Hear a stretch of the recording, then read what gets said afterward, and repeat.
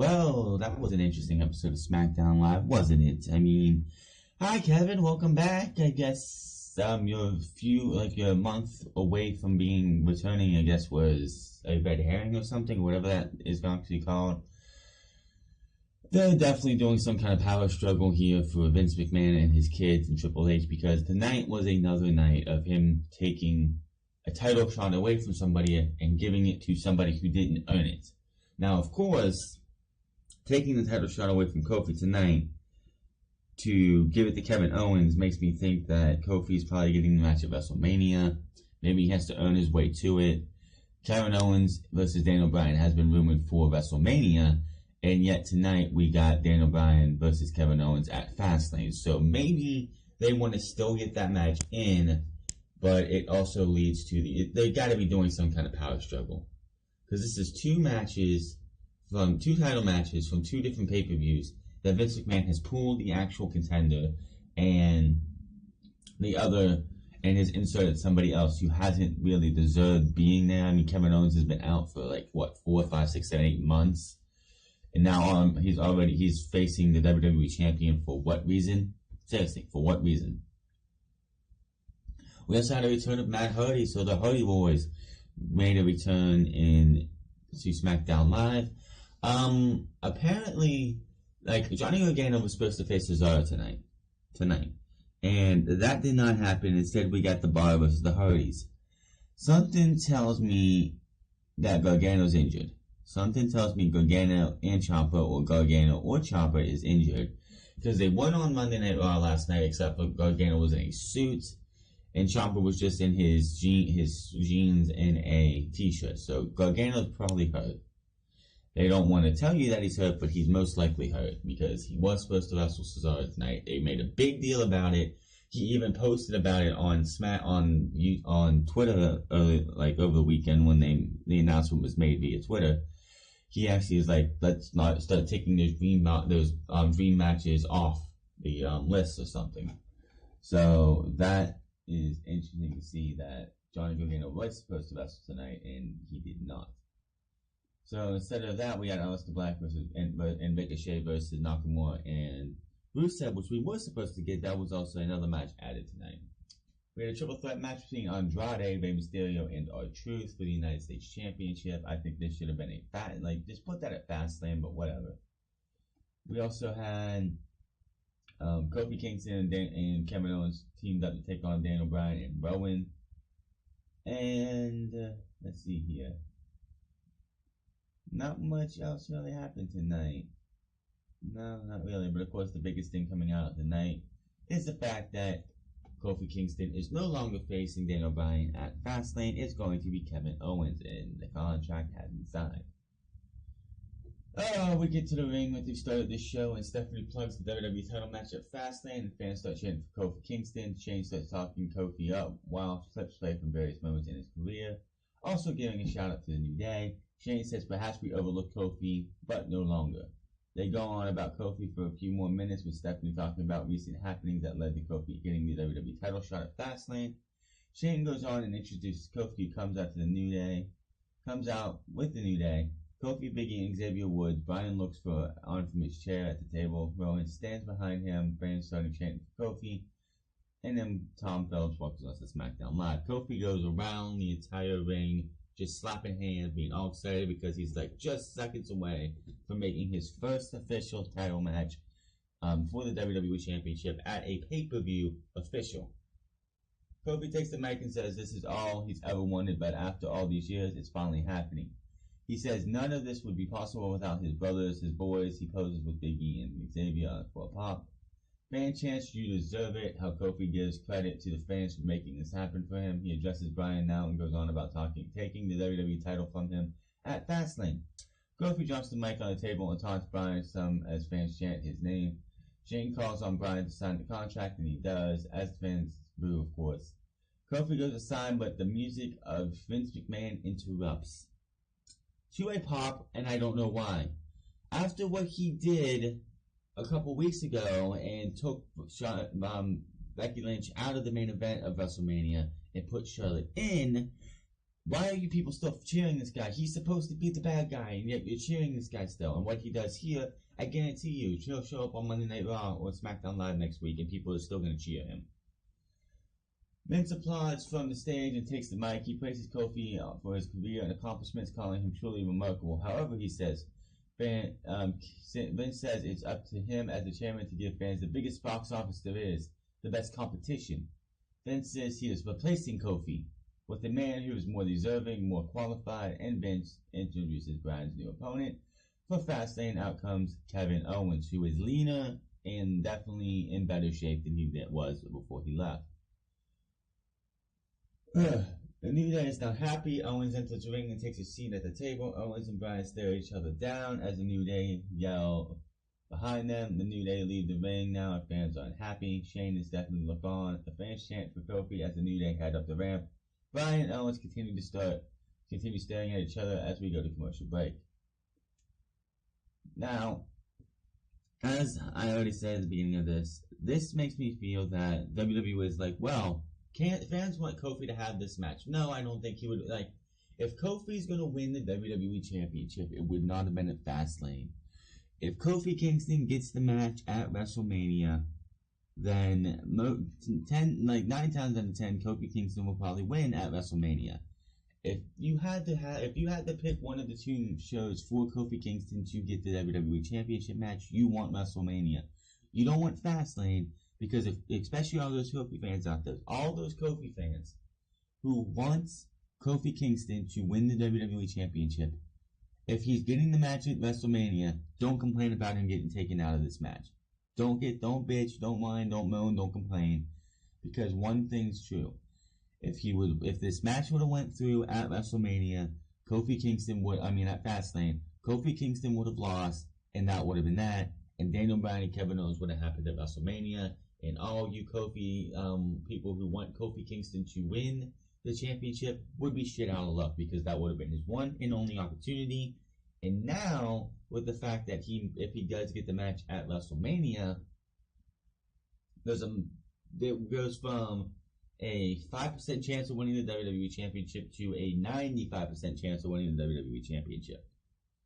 Well, I wouldn't say that, America. It's 50-50. If he goes to WrestleMania and it's Kofi versus Daniel Bryan at WrestleMania, it's a 50-50 shot for Kofi to win the WWE Championship. No doubt about it. But we have to go through Fastlane to find that out. Back for the commercial, and Kevin Owens is with Shane and Stephanie backstage. He knows they weren't involved in what just happened, and they wonder how long he knew. But Owens says he wants to tag with Kofi tonight to face Rowan and Daniel Bryan later. The man said they will take it under consideration. Now, obviously, they're starting to do a power struggle between Vince McMahon and his kids in Triple H, because, as I said earlier, Charlotte was put into the Royal Rumble Championship match at WrestleMania. Becky was suspended. Now Kofi was replaced by Kevin Owens. Vince McMahon is starting to lose his mind on TV, more so than ever, and something's going to happen to where they pull him from being at all involved on TV, because he is starting to take what we want, as they said as they said in December. We are the GMs. We are people in charge. They're going to give us what we want. Vince McMahon's like, you know what? I don't care anymore. I'm not giving anybody what they want. And that's why we got what we got. We had the Bar versus the Hardy Boys. This was supposed to be Cesaro versus Johnny Gargano. And the Hardy Boys come out instead. Jeff starts off with Cesaro, which, by the way, the Broken Woken gimmick was dead and when Matt Hardy left before. He can do whatever he wants. Maybe with the Hardys coming back together on Smackdown, which honestly, if I wanted to see the Hardys come back together in a tag team division that needs it, Monday Night Raw needed them. Monday Night Raw needed the Hardys more than SmackDown does. SmackDown has the Bar, the Usos, the New Day. Sanity if you ever give them a chance. The Good Brothers if you ever give them a chance. What does Monday Night Raw have? They have the Revival. AOP is not happening right now because I think it's out for 6 to 7, 8 months. They have Chad Gable and Bobby Roode, Zack Ryder and Kurt Hawkins, who were a bunch of losers. They had to bring Lucha House Party over from 205 Live just to have something in the tag team division. Hardys would have been better for Monday Night Raw, I'm just saying. But maybe, just maybe, they can win the tag team titles and be one of the few tag teams to win both the Raw and SmackDown tag team championships. That would be the Bar, the New Day, and themselves. If I'm correct. I'm pretty sure they would, like, as individual players, they would be like on the like longer list. But I believe the Bar, the New Day, and the Hardys, if the Hardys were to win the SmackDown Live Tag Team Championships, are the only 3 teams to win both sets of titles.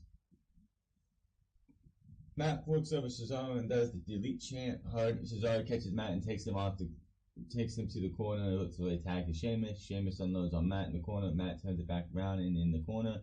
In comes Jeff for the more double team. Cesaro runs in, but they double team him too for the takedown. The Bar gets sent out to the floor. Jeff leaps out of the ring with an assist from Matt Hardy. Taking the Bar down on the outside, the Hardys stand tall as we go to commercial break. Ugh.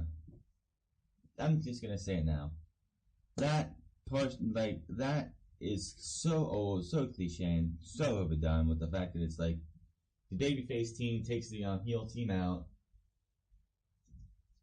Takes the heel team out and they're standing tall in the ring. We go to commercial break, we come back, and all of a sudden the heel team is in charge. They're taking over the match. Oh, when we were commercial break, this happened. It's like, really? Back home break, Sheamus is going at it with Jeff. Matt reaches for a tag, but Cesaro comes in and takes over. Cesaro keeps Jeff grounded. Sorry. Oh boy. Sheamus comes in, invites Jeff off in a double team. Jeff takes them both down with a whisper in the wind. Matt rallies the crowd. Matt tags in, as does Cesaro. Matt unloads and takes Cesaro to a turnbuckle. Matt singles for a delete chant, but Cesaro blocks the running bulldog. Matt with a side effect for a 2-count. Matt with a second rope elbow drop for another pin attempt. Matt plays to the crowd for another delete chant. Drops Sheamus as he approaches. Sheamus avoids the twist of fate and rolls up for a 2-count after Sheamus gets a cheap shot in. The Bar tries to double team Matt, but Jeff runs in and drops Cesaro. Matt with a 2-count on Sheamus. Matt drops Sheamus with the twist of fate. Jeff tags in, hits the Swanton Bomb for the 1, 2, 3, and the Hardy Boys are your winners. Honestly, this also does great for Jeff because Jeff pretty much was doing nothing. Yes, he was in the Elimination Chamber, but he had a 0.0% chance to actually win that match. And since between Hell in a Cell last year and the Elimination Chamber this year, and that Gauntlet match, of course, Jeff really didn't do anything, hasn't really done anything on SmackDown since his feud with Randy Orton. So putting him back with his brother, quite honestly, is the best decision. They really have nothing else for him to do. So putting these two back together was the best decision. Aleister Black and Ricochet versus Rusev and Shinsuke Nakamura is for later on. So we see Ricochet and Black talking backstage. When Lana appears, she doesn't understand what all the fuss is about. Ricochet is nothing special, and Black is ordinary. I'm sure that's what Vince McMahon feels about them. She goes on with the insults, and Ricochet points to the recent non-title win over the WWE Raw Tag Team Champions, the Revival. They go on, and Black promises to make Rusev and Nakamura fade to black, and Lana walks off. We have a U.S. Open Challenge as we go to commercial. Back in the announcers lead us to a 2019 Hall of Fame video package for the Honky Tonk Band. So Honky Tonk Band is the second set for the Hall of Fame next to the Generation X. WrestleVotes, they put out that it looked like it was going to be DX, Honky Tonk Man, the Hart Foundation, and possibly Taz which quite honestly, if we have only 4, and I mean 4 things for the Hall of Fame, I think that is enough. I think 7 or 8 Hall of Fame inductees a year is kind of ridiculous. I mean, with China, you have the female on the postmortem, you had the tag team with Hart Foundation and the New Age Outlaws, and yeah, you don't really need anybody else. I think if you did 4 this time around with the Hart Foundation, DX, Honky Tonk Man, and Taz if you want to, fine. That's all you really need. Let's see, Open Challenge. Truth cuts a promo and out comes Andrade and Zelina Vega. They head to the ring, but Rey Mysterio runs down and attacks, taking it to the ring. Truth calls him to stop and asks why we can't all just get along. Truth says he's at a crossroads. He doesn't know who to face. He asks what would John Cena do. Carmella says John Cena would face both of these opponents at once. Truth says, damn, Cena is brave. Truth was thinking more like no thank you, but potential challenges. Truth says he is going to make Cena proud. Let's do a triple threat match. So I don't know what what this has to do with John Cena, but okay, whatever. So we got Andrade versus Rey Mysterio versus R-Truth for the United States Championship. Okay, match. I mean, Andrade and Rey Mysterio, we know what they can do. Adding R-Truth in there doesn't really take from the match, doesn't really add to the match either. I mean, R-Truth is a good wrestler. He's highly underrated, and WWE has misused him so heavily.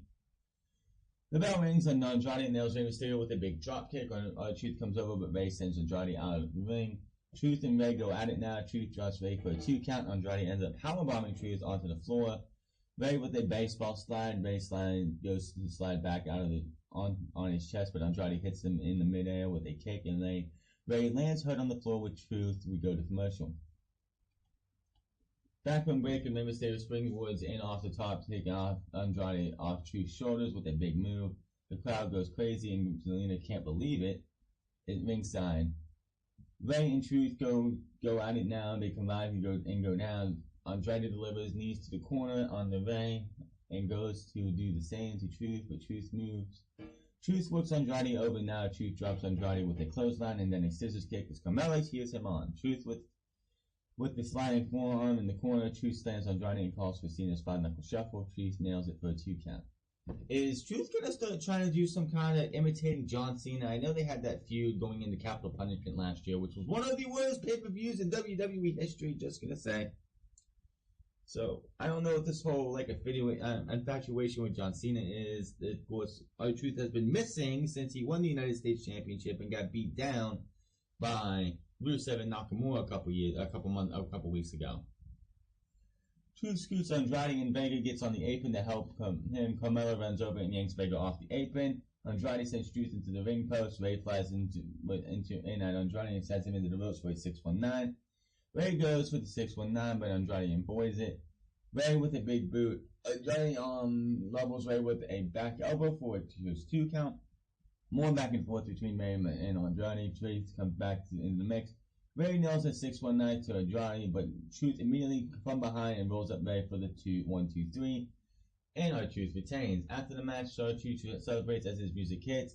He grabs the title and leaves with Carmella as Rey looks on. Andrade covers from behind. Decking Rey, Andrade goes for a hammerlock DDT, but Rey gets out. Rey goes to follow up, but Andrade retreats to the floor with Vega as Rey's music hits. There was a rumor going around that Andrade, Cien Almas, and Rey Mysterio are supposed to be tagging up soon to make another tag team for the tag team division. And I really hope that's not the case. Hopefully, coming out of this, with the fact that Rey Mysterio got pinned, maybe at Fastlane, R-Truth takes on Andrade, Cien Almas for the United States Championship. Almas beats Truth, and then Almas takes the WWE Championship into the United States Championship into WrestleMania, and faces off against Rey Mysterio at WrestleMania 1-on-1 for the U.S. Championship. I'm just saying. R-Truth wins here. Moving on. Oh boy.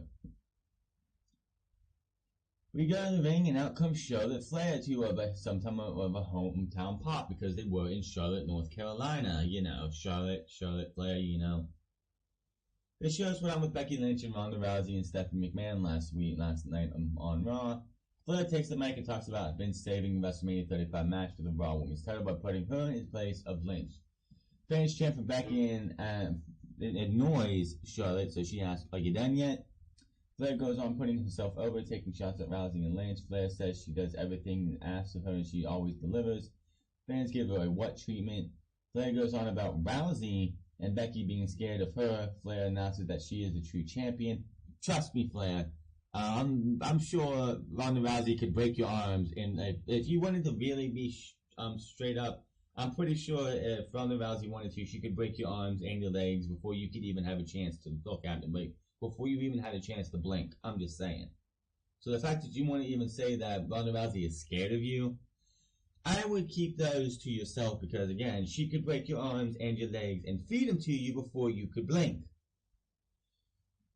She says she will be on Raw next Monday and she's going to show up so Vince can crown her the new Raw Women's Champion, someone who deserves it. Your queen, Charlotte Flair. She woos to a mixed reaction as her music hits. Ricochet announced the Black versus Rusev and Shinsuke Nakamura. Again, I still don't get 110% why they want to pair up Ricochet and Aleister Black. Last week, these guys were facing off against individual opponents, and now these two are facing off against tag teams. They beat the Revival last night, and then they faced off against Nakamura and Rusev. And of course, who do you think was going to win? These guys should not be losing until it makes sense. These four guys, I don't know what's up with Tommaso Ciampa and Johnny Gargano. One of them's got to be hurt, most likely Gargano. As I said, he was on Monday Night Raw, but you only saw him in the back in a suit and jeans, talking to Shawn Michaels and Caleb Braxton or whoever it was on that red carpet. So I'm going to say that Johnny Gargano is most likely hurt. Rusev is out with Lana. Shinsuke Nakamura is out too. After the break, Nakamura starts off with Black and they tangle the ropes. Nakamura tells Black to bring in and they run the ropes. Black ducks a kick and takes a seat on the apron, taunting Nakamura. By the way, Shinsuke Nakamura's Aleister Black match, if you actually would let them work as they know how to, if you let them do what they want to, would probably be one of the stiffest and hardest hitting matches in WWE in the last 10 years or so. But the fact that Nakamura is the king of strong style and Aleister Black has some pretty stiff kicks himself, that would be a brutal match. And I wish he could have had. I just so wish that could have been something we saw like a takeover. Because my word, that would have been probably the closest we would probably get to like a New Japan style match. Black ends up in control on the mat. Black tags Ricochet in and they unload with a double team on Nakamura for a 2 count. Nakamura turns around and takes out Ricochet's knees. Rusev tags in and loads on Ricochet with stomps while he's down. Rusev drops Ricochet with a big right hand and kicks him around, taunting him. Nakamura tags back in for a double team. Nakamura keeps Ricochet grounded as Lana looks on. Nakamura drives knees into Ricochet and tags Rusev back in. Rusev with a big suplex on Ricochet for a 2. Ricochet finally gets some offense and makes the tag to Black. Nakamura also tags in and goes at it. Black gets an upper hand as fans pop for him. Rusev runs the interference, allowing Nakamura to send Black out of the ring. Rusev tags in and levels Black onto the floor. Rusev stands tall over Black as we go to commercial. Back from break, and Rusev is in control of Black after interference from Lana. Rusev with a big kick to the back as Ricochet waits for a tag. Rusev stomps on Black's hand and taunts him. Black tries to fight back. But Rusev knocks him into the corner, and Rusev with a bear hug on the middle of the ring, dolling Black. Black fights out and fights back, but Rusev drops him to the mat with ease. Rusev scoops Black, but he counters and falls onto the top of Rusev. Ricochet tags in and nails Rusev in the air. Ricochet unloads with the offense and knocks Nakamura off the apron with a kick. Ricochet springboards and in with a big uppercut and standing moonsault for a 2 count as Lana screams for Rusev to kick out. Ricochet goes to the top but lands on his feet as Rusev moves. Ricochet avoids the Machka kick. Ricochet counters again, but Rusev drives him down to the big side slam for a close 2 count. Rusev yells, "Good night, rookies," and looks to tip Ricochet away. Rusev stomps Ricochet for the accolade, but Ricochet avoids it. They trade shots, and in comes Nakamura for some double teaming. Ricochet elbows Nakamura and sends Rusev over the top rope to the floor. Black tags in and pulls the top rope down as Ricochet flies over to take down Rusev to the outside.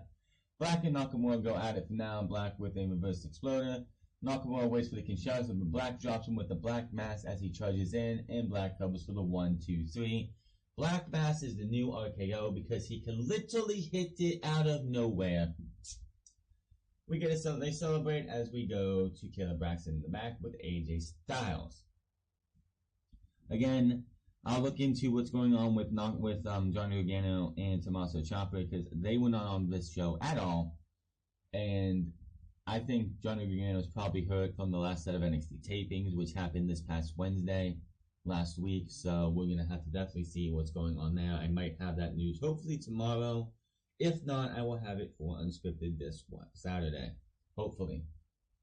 Kayla Braxton is backstage with AJ Styles. AJ starts off by saying he's happy to hear Roman Reigns is in remission.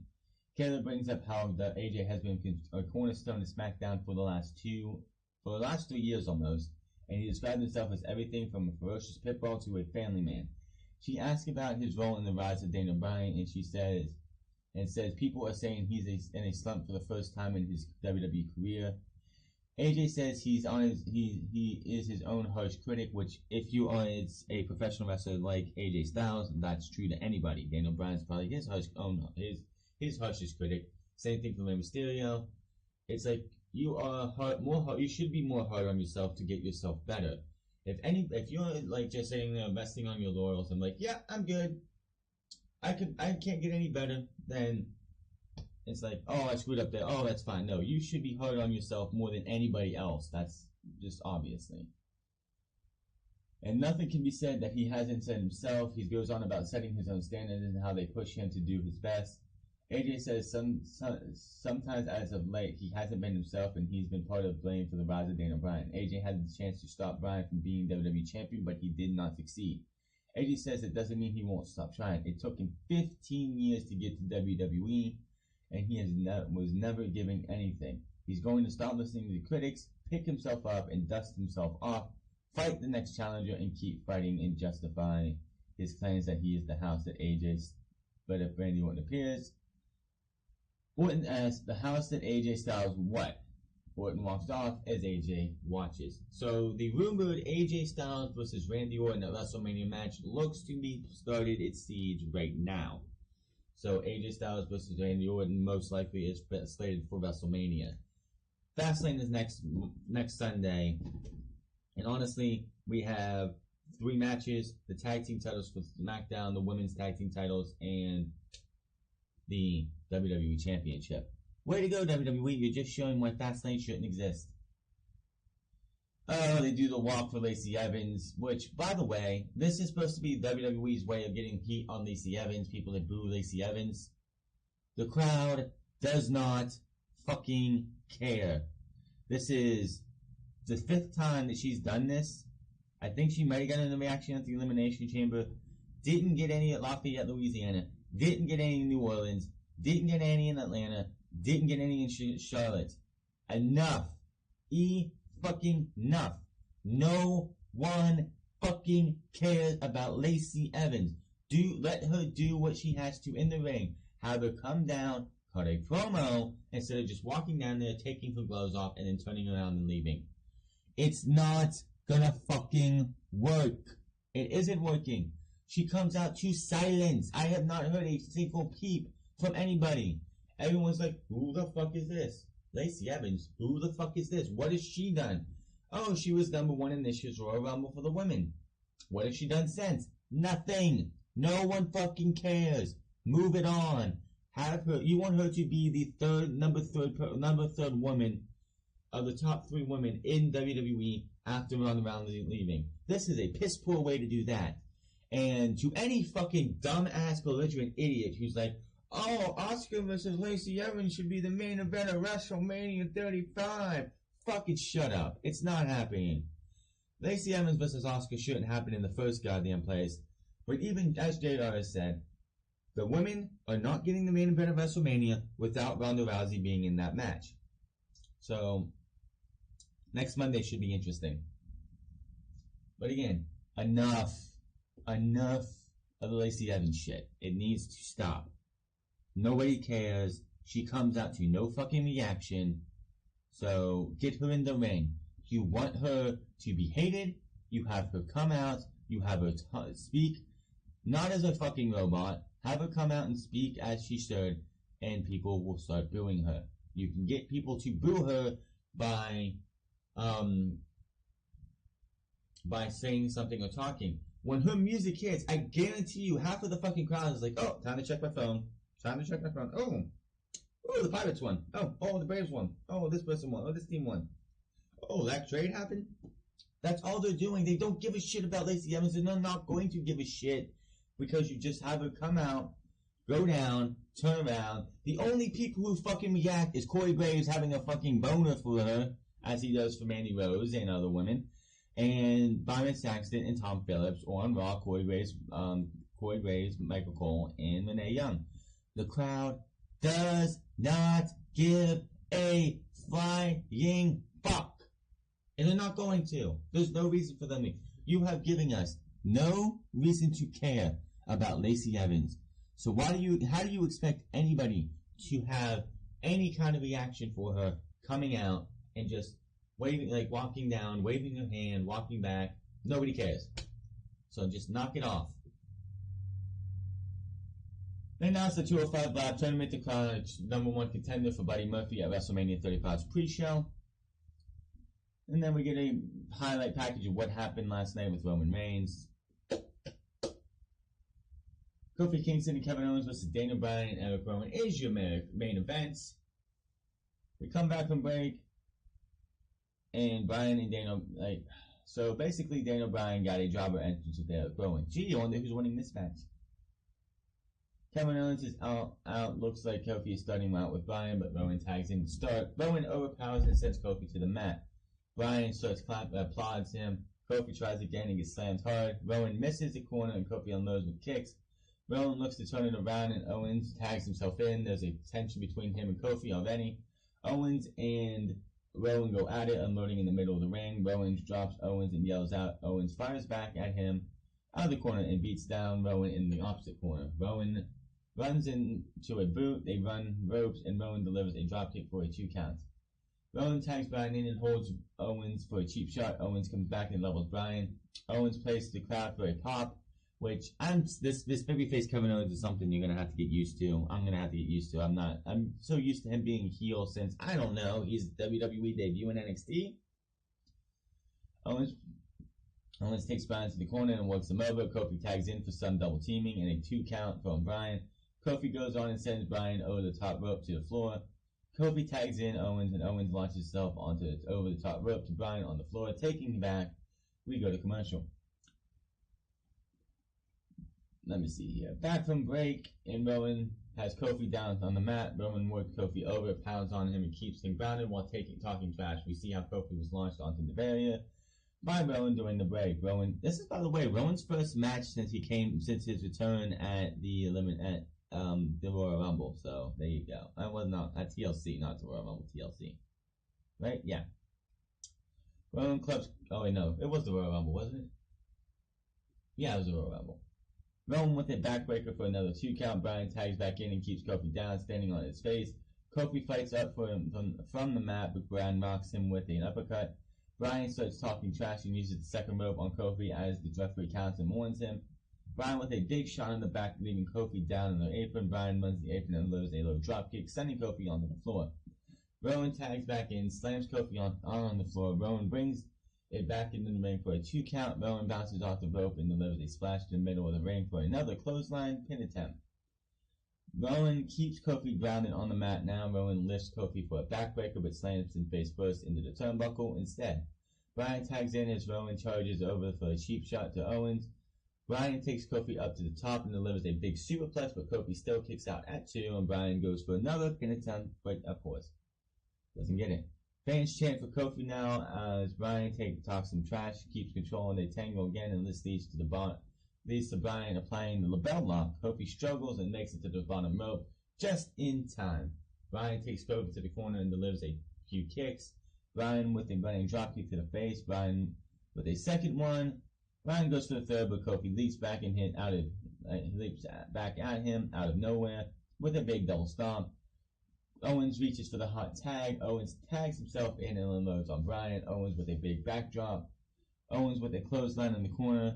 And you know how this is going to go. But Bryan goes back to the top for a frog splash, but Rowan pulls him off. Rowan tosses Owens over the announce table. Kofi leaps out of the ring, but Rowan catches him in midair. Kofi slides out and sends Rowan face first into the ring post. Kofi goes up top and leaps down with a big chop to Rowan on the floor. Owens returns to the ring. It's Bryan now. Bryan misses the corner dropkick and hits his knee. Owens catches him and hits a big stunner for a 1, 2, 3. So he's using the stunner now? Really? Okay. So Kofi Kingston and Kevin Owens are your winners. After the match, Owens music hits as he and Kofi have their arms raised on the referee. They both look at each other as we go to replays. Owens and Kofi have some words, and it looks like things will not get out of control, but we can't hear what they are saying. Smackdown goes off the air with Kofi and Kevin Owens in the ring. So that was your first episode of Smackdown Live with Kevin Owens. The Kevin Owens Show has returned on Smackdown Live. Now, to all the Kofi fans, the ones who want to see Kofi, the Kofi bandwagoners. Now, the people who've been on Kofi's side since day one, have been wanting to see this guy win a WWE Championship since day one. I'm sure you're probably like, oh, there we go, it's more of the same. Kofi Kingston gets screwed out of his championship opportunity. Who didn't see this coming? Like I said at the beginning, Kofi Kingston if Kofi Kingston would have had his championship opportunity at Fastlane, he would lose, and that would be the end of it. If Kofi gets the championship match at WrestleMania, if it's Kofi Kingston versus Daniel Bryan at WrestleMania, that's a better chance of him actually winning the title. Because there is no way on anything that Daniel Bryan was not walking into WrestleMania as WWE Champion. Just not happening. So, if you think that if Kofi Kingston wins, Kofi Kingston gets a title match at WrestleMania, then everything that happened tonight is that exact reason. Kofi Kingston did not need to win, did not need to have the match at Fastlane, and now they give it a better reason of why he would get it is because Vince McMahon took him out of his championship opportunity, and now he's going to earn it. And hopefully, I don't know where they're going with this with Vince McMahon, but it feels like we're getting a power struggle between him and his kids and Triple H as well. Because this is, again, the second thing that he's done. He came out and undermined Stephanie and Triple H first time, and this time his actual two kids and Stephanie and Shane McMahon. We will have to wait and see. We're going to, the build towards WrestleMania is going to be more interesting, especially with Batista back. This might mean that we do get Kofi versus Daniel Bryan at WrestleMania. And they were like, well, we still want the Kevin Owens-Daniel Bryan match, so we're going to put it at Fastlane. We'll have to wait and see, but this also means Kevin Owens is not winning the WWE Championship. Nothing else has been really announced for Fastlane. I hope we will hear something next week. Probably hear something over the weekend. R-Truth versus Andrade, I can see happening. Asuka versus Mandy Rose, I'm still surprised wasn't announced or made official. I mean, Mandy Rose did beat Asuka, and usually beating the champion in a non-title match grants a championship match. We'll have to wait and see. Monday Night Raw is in the books. SmackDown Live. Yeah, Monday Night Raw is in the books. SmackDown Live is in the books. Tomorrow, we have NXT. I don't know if the next set of tapings starts this week or if it's next week. But if it starts this week, then that means they have 2 weeks left to have tapings.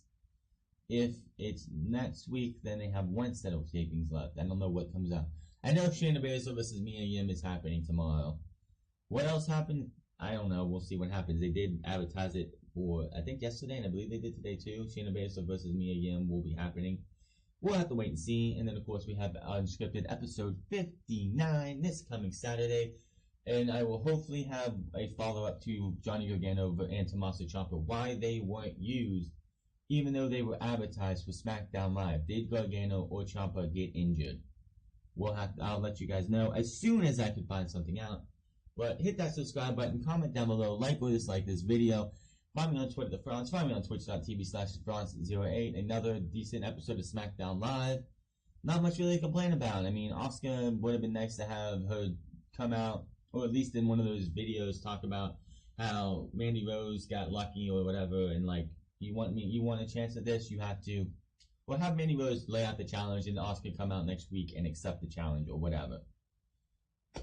I don't know. WWE's just got a lot they need to worry about. Or they need to work on, because this has got to be one of the worst pay-per-view builds. Monday Night Raw has been about the Becky Lynch stuff. SmackDown Live has tried to build towards Fastlane, but not much else has been done. I'm getting out of here. I'll see you guys tomorrow for NXT, and have a good one.